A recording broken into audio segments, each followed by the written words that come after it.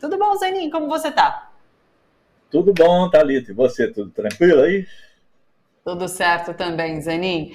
Hoje temos muita coisa bacana para conversar e temos um tempo legal, então acho que a gente consegue concluir a nossa pauta. Vamos em frente? Vamos começar falando sobre zona de interesse. Sabe que eu fui dar uma olhada no trailer, né? E daí fui ver os comentários no YouTube. Daí o pessoal falando assim: nossa, um filme que não tem nenhuma cena, um trailer que não tem nenhuma cena de terror e me deixou arrepiado mesmo assim. E é de arrepiar o trailer. Então conte-nos mais sobre o filme Zona de Interesse. Pois é um filme aí que vem despertando bastante polêmica no âmbito da crítica mesmo, né? Da crítica e do público, né? Pela maneira totalmente original como aborda o tema do Holocausto. Era dirigido por um cineasta chamado Jonathan Glazer, né? E o filme é baseado num livro de um autor britânico, Martin Amis. Né? E ele descreve uma cena totalmente, um panorama, um enquadramento de cena muito original e muito surpreendente. O que você tem é uma família alemã, né? Numa casa maravilhosa, uma família daquela que a gente chama de propaganda de margarina, né? Com as crianças maravilhosas, um casal muito bonito, tal, não sei o quê. A casa é ótima, tá aí, vocês estão vendo as imagens, tem um jardim imenso, plantam-se coisas, depois talvez apareça aí, tem uma piscina, é uma maravilha. Agora, reparem ao fundo, é, é, há uma construção que destoa dessa visão assim tão idealizada e romântica de uma família, né?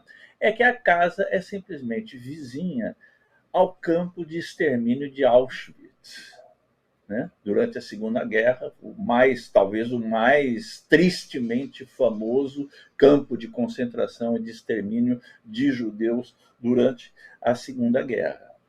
E o pai dessa família maravilhosa é ninguém menos que o chefe do campo de extermínio, né? Que é um militar chamado Rudolf Höss, que é o comandante de Auschwitz, né? Que é aqui interpretado pelo Christian Friedel.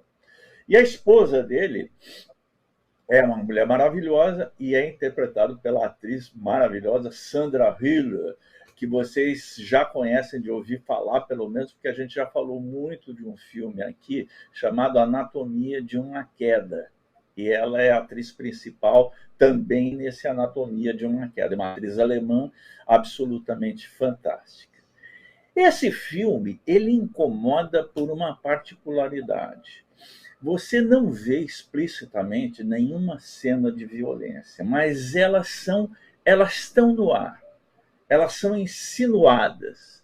Você ouve assim ruídos estranhos, alguma fumaça que perturba um pouco o ambiente, saído dos, a gente sabe que saído dos fornos crematórios, né? A gente ouve gritos ao longe, né? Tudo isso como um pano de fundo. Isso eu vou dizer o seguinte, em termos cinematográficos, o trabalho de som desse filme é espetacular, porque ele insinua todo esse horror, ele transmite todo esse horror ao espectador sem necessidade de mostrar absolutamente nada. Então, é um filme que tem essa característica, né, dessa originalidade. Ele não é explícito, como a maioria dos filmes que tratam do Holocausto trazem a violência, né, que foi cometida contra os prisioneiros dos nazistas. Né? Esse não traz, né?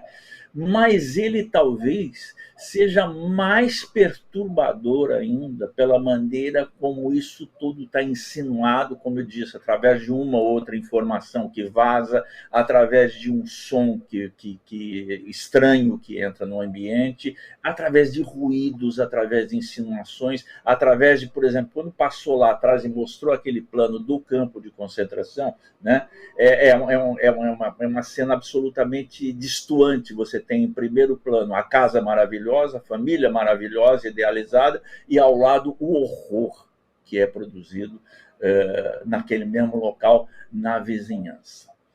Eu escrevi um texto sobre esse filme, dizendo que talvez o filme seja a maior ilustração de um conceito que a gente tem muito frequentemente citado quando se fala do Holocausto dos nazistas, né? Que é a banalidade do mal, que é um conceito da Hannah Arendt, da filósofa Hannah Arendt. Ela é uma alemã, depois radicada nos Estados Unidos, e ela foi, como jornalista, para o julgamento de um carrasco alemão, Adolf Eichmann. E ela escreveu um livro maravilhoso, que eu recomendo a todo mundo, é um livro fundamental, chamado Eichmann em Jerusalém, né? E ela, nesse livro, ela forja essa noção da banalidade do mal. Ela, analisando o depoimento, a defesa do Eichmann, a defesa que ele próprio fazia, falou, não, eu era simplesmente um funcionário, eu obedecia às ordens dos meus superiores e fazia isso da melhor maneira possível, com a maior eficácia possível, né? Ela fala, é o mal como algo banal, né? Você não tinha lá um monstro diante de você, você tinha um burocrata aplicado e muito eficaz naquilo que ele fazia. E esse filme ilustra essa noção como nenhum outro que eu tenha visto dedicado à questão do Holocausto. Então, ele desperta muita inquietação na gente, porque a gente fica pensando, afinal, aonde nasce o mal? Será que o mal está dentro da gente? Será que o mal está dentro das sociedades, só esperando um momento para emergir, né? E, nesse sentido, ele transcende até mesmo a época histórica que ele retrata, e ele vem até os dias de hoje, porque ele acaba sendo isso, uma reflexão sobre o mal, né? É um filme assim, muito interessante, e ele está aí, ele tem 5 indicações ao Oscar, inclusive filme, melhor direção para o Jonathan Glazer, e filme internacional, que era antigo filme estrangeiro, porque ele é um filme todo falado em alemão, então ele pode participar nessa categoria de filme internacional, e nessa categoria ele parece ser o favorito, ou pelo menos junto com a Anatomia de uma Queda, né? É um filme muito interessante, é um filme, e ele é mais apavorante, Thalita, porque ele é frio, ele é gélido, ao lado de uma tragédia que está se promovendo. Então, ele desperta muita reflexão na gente como espectador. Zanin, fiquei em dúvida se esses personagens são reais. Esse diretor do campo de Auschwitz é um personagem real. Essa casa existiu ali ao lado do campo? Existiu tudo isso. Tudo isso. Puxa. Era a casa dele, da família. Vou dar um pequeno spoiler aqui, né? Tem uma hora que ele é chamado para outra missão. Ele vai ser substituído. Então ele vai ter que deixar, a família vai ter que deixar aquele local, né? E a esposa dele, que é interpretada pela Sandra Hüller, ela fica desesperada. Mas como é que nós podemos sair desse lugar paradisíaco? Nós, afinal de contas, construímos uma casa assim maravilhosa, idílica. Nós não podemos sair. Aqui é o paraíso, ao lado de Auschwitz. Puxa vida, baseado em uma cena, em uma situação real, né? Puxa vida. Vamos em frente. A gente tem para destoar completamente. Para destoar completamente dessa história, a gente tem a biografia de Bob Marley, né? Então, a história de vida de Bob Marley. Eu vi o trailer também, muito bacana, todo musicado, mas uma história também difícil, né? Ele foi alvo de um atentado, a tiros, ele e a família, e tudo isso é contado também nesse filme. Conte-nos mais. É um filme muito legal da gente ver e ouvir, porque eu sou fãzoca da música do Bob Marley, adoro. Não tem quem não seja, né, Zanin? lá, né? Você começa a tocar um reggae, você não consegue ficar parado, né? Porque aquilo assim e a própria mensagem do reggae, que é uma mensagem de pacifismo, de comunhão com o seu próximo, de abertura, de liberdade e tudo mais, está expressa na própria natureza da música, como ela é, né? E ele foi, naturalmente, a expressão máxima do reggae, né? E ele está muito bem interpretado aí pelo Kingsley Ben-Adir, que é o ator que me interpreta. Até as más línguas dizem que ele deu uma melhorada muito assim, no Bob Marley, que é um ator que você pode ver assim, é um galã altíssimo, forte e tal, né? Mas ele encarna muito bem a figura do Bob Marley, inclusive ele é britânico, esse ator, né? Ele se adapta à maneira, ao patuá do inglês que é falado na Jamaica e que, portanto, era falado pelo próprio Bob Marley, né? Então é um filme assim, um filme da família Marley, né? Os descendentes do Bob Marley que estão na produção desse filme, que beneficiou muito o filme, porque muitas vezes tem um detalhe importante. Filmes sobre compositores e cantores, principalmente os que já morreram, tem restrições sérias para a utilização de músicas que, em geral, os herdeiros cobram muito pelos direitos autorais. Isso limita muito. Eu converso muito com o diretor de cinema, nos bastidores, e eles se queixam enormemente. Falam que é a maior dificuldade do mundo você fazer uma cinebiografia de um autor popular que já morreu e tudo mais, por causa dos preços das músicas. Agora, quando você faz um filme com a produção da própria família, você não tem esse problema. Então, você pode utilizar, o diretor pode utilizar à vontade todo o repertório do Bob Marley. Ele se transforma, assim, um filme muito vívido do ponto de vista musical, porque não houve essa restrição. A restrição de ser produzido pela família é de outra ordem, é que o filme tende a ser um pouco chapa branca e dá uma limada nos pontos menos positivos que cada um de nós tem. E mesmo um cara assim que foi fantástico como o Bob Marley tinha seus problemas na vida, porque era um ser humano.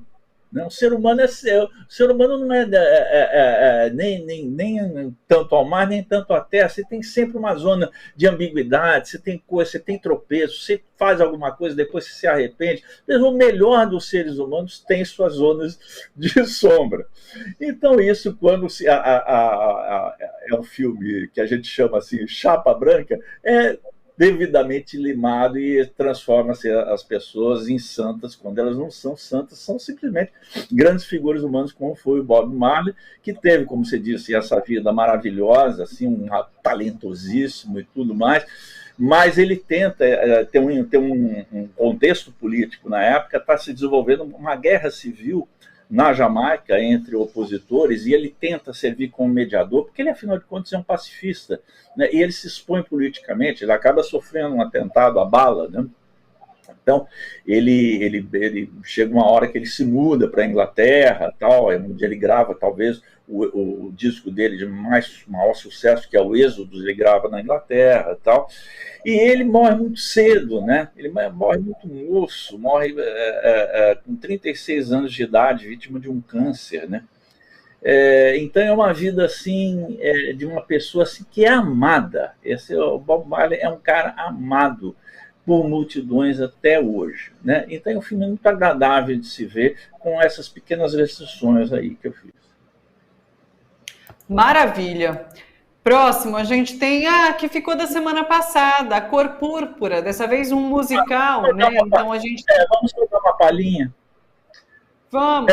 Semana passada, então... Já está em cartaz desde a semana passada, e é um filme muito legal,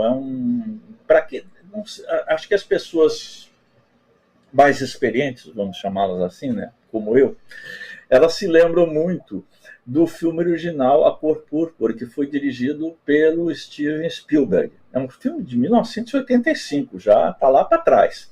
É baseado num livro de uma autora chamada Alice Walker, e conta uma história assim, de uma vida muito difícil de uma personagem negra, né, que é a Sally, né, que no filme do Spielberg foi interpretada por uma então iniciante, Whoopi Goldberg, que depois se transformou nessa atriz assim, maravilhosa e conhecida no mundo todo, poderosíssima, né? E é um filme assim, eu não tive tempo, ando muito ocupado, eu não tive tempo de rever, mas eu gostaria de ter revisto. Agora, a lembrança que eu tenho dele, do filme do Spielberg, é um filme muito duro, muito triste, porque, afinal de contas, essa é uma pessoa, a história dessa personagem, que vai reaparecer no filme, no musical contemporâneo também, é a história de uma garota que tem que se casar para sair de casa, se casa com um marido totalmente abusivo, é separada da irmã que ela adora, é um melodrama assim, de você chorar assim, litros de sangue e ficar desidratado, né? E no musical, essa história ela aparece, mas ela é um pouco atenuada até pelo fato de ser um musical, né? Um musical, diga-se, muito bonito, dirigido por Blitz Bazawule, né? Que usa também, a gente estava falando da música do Bob Marley, usa uma trilha musical muito boa, muito interessante. Às vezes eu acho musical chato, porque as trilhas sonoras dos musicais às vezes não são da melhor qualidade, não são tão originais assim, né? São repetitivos, redundantes, às vezes muito apelativos, muito melodramáticos. Nesse se usa muito a música negra norte-americana, que é o máximo, né? Então, é um filme que respira, apesar dessa história muito dura, né, que é reconstituída no filme, tem esse atenuante dele ser muito bonito, né, dos personagens serem muito bonitos, muito carismáticos, né? Mesmo o cara que faz o papel desse marido brutal, né, que o nome do personagem é Mister, simplesmente, e é interpretado por um cara chamado Colman Domingo. Acabou de aparecer aí com o chapelão.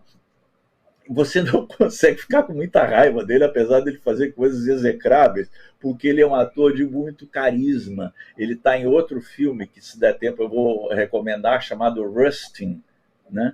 Que é um filme sobre os movimentos civis dos negros norte-americanos. Ele está indicado ao Oscar por esse papel, não o papel no musical, mas nesse outro filme. Então, é um musical que vale a pena ser visto, né? E para quem se interessa por esse tema e não conhece o filme do Spielberg ou gostaria de rever o filme do Spielberg, ele também está disponível em streaming. O filme do Spielberg, não esse por enquanto está só nos cinemas. O filme do Spielberg, que é A Cor Púrpura, original de 1985, está na HBO Max e na Apple TV, para quem quiser ver, né? E esse papel do Mister, que é interpretado por esse Colman Domingo no musical, sabem quem interpreta no filme original de Spielberg? O Danny Glover. Olha. E é outro ator que ficou famoso, é muito querido e é um diretor de uma simpatia incrível, assim, um carisma incrível, tá nesse filme original do Spielberg. Que legal, bom saber que tá na Apple TV e na HBO Max, então, o original, dá para assistir e fazer esse comparativo. Muito bacana, que bom que a gente conseguiu falar sobre ele hoje. Agora fica por sua conta, para onde você quer ir? Quer trazer algum streaming? Quer trazer festival? Nem é festival, é mostra que está rolando, né? O que você quer falar? Legal. Vou ver se eu consigo, então, falar de um streaming, depois eu deixo os outros para a semana que vem. Então, um streaming que eu quero destacar é o filme A Sociedade da Neve, que é um filme do J.A. Bayona, que é um diretor espanhol, né? E ele é um filme que recria ficcionalmente um fato verídico muito dramático, muito duro. Foi um acidente de avião que aconteceu em 1972, quando uma equipe de rugby do Uruguai estava indo para o Chile para disputar uma partida de rugby, e esse avião tem um acidente e cai nos Andes, tem uma queda. Uma parte dos passageiros morre no próprio momento do acidente, e outra parte sobrevive. Só que eles ficam presos nos Andes. As buscas não conseguem localizar, chega uma hora que as buscas desistem, acham que está todo mundo morto, e eles têm, é um grupo de pessoas que está lá tentando sobreviver. E como é que eles vão sobreviver num lugar rodeado de neve, onde não tem comida nenhuma? Então, vocês já podem imaginar o drama que essas pessoas vivem lá. Esse acidente foi muito comentado já foi objeto de um documentário que é muito bom aí, documentário, e esse é uma recriação ficcional que eu recomendo a todo mundo, porque a ênfase que o diretor põe nesse filme, que o Bayona põe nesse filme, é na capacidade de solidariedade das pessoas para, numa situação extrema, dramática, trágica, até o limite, conseguirem se unir para sobreviver, mesmo tendo que fazer coisas que eles jamais imaginariam que poderiam fazer na vida. É um filme muito bom, muito duro, muito bom e, apesar de tudo, muito esperançoso nessa capacidade humana de se agregar para enfrentar uma dificuldade extrema. Esse filme, Thalita, ele está com 2 indicações ao Oscar, filme internacional e maquiagem. E ele acabou de vencer, mas de lavada, os chamados prêmios Goya, que são os prêmios chamado Oscar do cinema espanhol. Ele estava indicado em 13 categorias, ganhou 12. Um dos filmes que ganharam mais nesse tipo de premiação em toda a história. Então ele é muito bom, tecnicamente ele é muito bom, é um filme que você fica preso nele. Então não deixe de Chora ver. litros. Ele está na Netflix. Tá bom? Dá tempo ainda de falar da Cinemateca? Vamos rapidamente, 4 minutinhos. Rapidinho. Então, só para indicar para as pessoas que a Cinemateca volta do carnaval aí bombando com 2 mostras absolutamente espetaculares. Uma é a retrospectiva Quentin Tarantino, que vai de 15, começou ontem, então até o dia 25, apresentando as obras desse diretor que renovou o cinema tal, e deu uma pegada pop para o cinema de ação. Eu adoro um filme dele chamado Pulp Fiction, por exemplo, Jack Brown, Cães de Aluguel. O Tarantino esteve aqui durante uma mostra de cinema de São Paulo, quando ninguém conhecia. Ele estava trazendo o primeiro filme dele, que é Cães de Aluguel, até o pessoal da mostra fala, não, eu tenho um diretor americano novo, vocês não querem entrevistar? Fala, quem que é esse cara? Pô, deixa para lá, vou perder o tempo. Foi o Tarantino, simplesmente, e ele está com essa mostra espetacular na cinema. Até alguns filmes são até em cópia mesmo de película, para quem gostar assim, desse suporte retrô, mas para muita gente insubstituível, vai ter alguns dos filmes em película, né? E a outra mostra da Cinemateca é essa mostra Cinema Novo e Cinema Marginal. São 2 movimentos do cinema brasileiro. O Cinema Novo é considerado talvez o mais importante movimento do cinema brasileiro em toda a sua história. Produziu filmes como Deus e o Diabo na Terra do Sol, Vidas Secas, Terra em Transe, etc., etc. e tal. Grandes clássicos do cinema brasileiro, grandes nomes. Glauber Rocha, Nelson Pereira dos Santos, Leon Richman e tudo mais. E o cinema marginal, que se opôs ao Cinema Novo, né? De um certo tempo eles foram rivais e produziram também obras absolutamente espetaculares, como Matou a Família Foi o Cinema, do Júlio Bressani, o Bandido da Luz Vermelha, do Rogério Sganzella, o Marginal, a Margem, perdão, do Oswaldo Candeias, né? E a dica maior é o seguinte, quer dizer, é acompanhar esses filmes na Cinemateca, mas também vai ter um curso do professor da EC, Eduardo Moretim, curso gratuito que pode ser acompanhado presencialmente ou pelo canal da Cinemateca no YouTube. Eu conheço o Moretti, já participei de debate com ele, e ele é um cara espetacular. Então, é um curso assim, de 4 aulas que fica disponível no YouTube, ou quem quiser se inscreve e vai lá ver, sobre esses dois movimentos, cinema novo e cinema marginal. Então, a pessoa vendo os filmes, vendo o curso do Moretti, vira doutor em cinema novo, cinema marginal e cinema brasileiro de uma forma geral, rapidinho. Maravilhoso. E Deus e o Diabo na Terra do Sol em 4K, né? Reconstituído. Estava vendo as imagens. Nossa, excelente. Que bacana. Dica dada. Dá para aproveitar legal o final de semana com tudo isso, viu? Zanin, muito obrigada. Um ótimo final de semana para você. Boa semana e até sexta-feira. Beijo grande. Beijo. Até semana.